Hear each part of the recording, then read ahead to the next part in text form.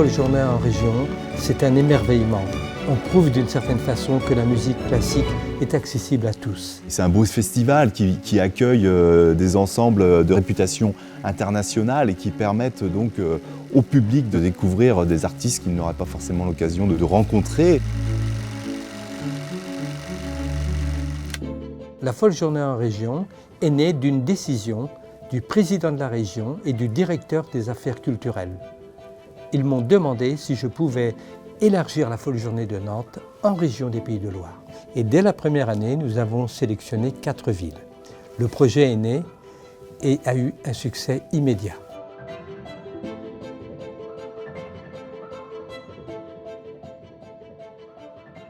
En 20 ans, nous sommes passés de 4 villes partenaires à une vingtaine aujourd'hui. C'est aussi la démonstration que c'est la culture accessible à tous et même les publics les plus éloignés. J'ai aimé chaque thème chaque année parce que c'est accessible à tout le monde. On y retrouve tous les âges, toutes sortes de populations. J'aime vraiment beaucoup ce rassemblement chaque année. C'est très impressionnant. Le niveau est tellement parfait, il n'y a rien à dire. L'impact sur le territoire, il est très fort puisque nous avons fidélisé un public autour de ce rendez-vous.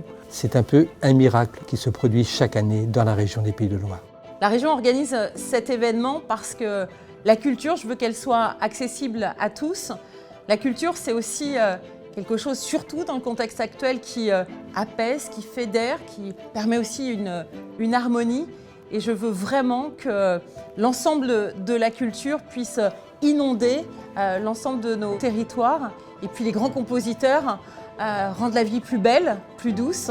Et pour moi, c'est un enjeu essentiel. C'est un intérêt pour nous, en tant qu'établissement d'enseignement artistique, assez motivant, moteur pour les élèves, qui crée de la dynamique, qui nous permet de nous produire dans des conditions d'un festival, avec une émulation importante, et donc qui nous donne aussi un challenge pédagogique pour les élèves, afin de présenter des concerts de qualité.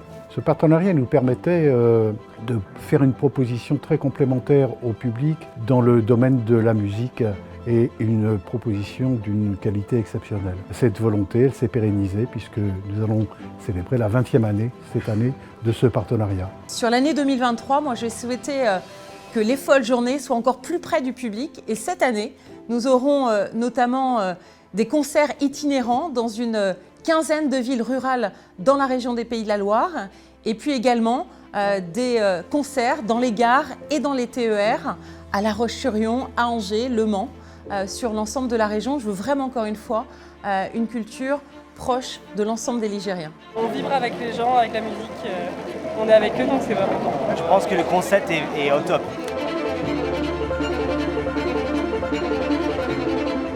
La région des Pays de Loire aime la musique et aime particulièrement la musique classique parce qu'il y a beaucoup d'écoles de musique. Et je suis toujours impressionné par le nombre d'élèves qui sont dans ces écoles de musique.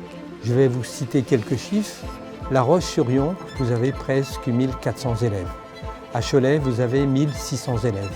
À Laval, vous avez plus de 3000 élèves. Et vous avez également des écoles de musique, des conservatoires. Il y a un bouillonnement extraordinaire. En plus, dans la région des Pays de Loire, vous avez une pratique musicale amateur tout à fait incroyable.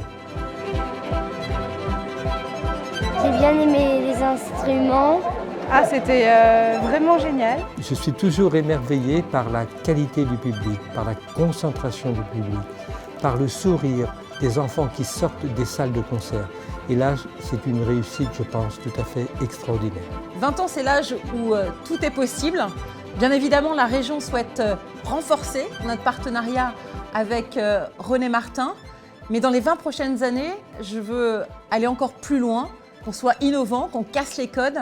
Et moi, ce qui m'importe, c'est la rencontre avec le public, et notamment le public des jeunes.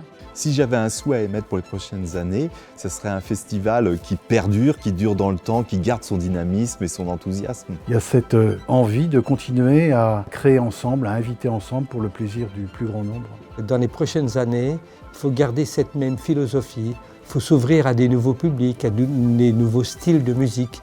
Et là, je pense que la Folle Journée en région des Pays de Loire sera l'un des événements culturels les plus importants de France.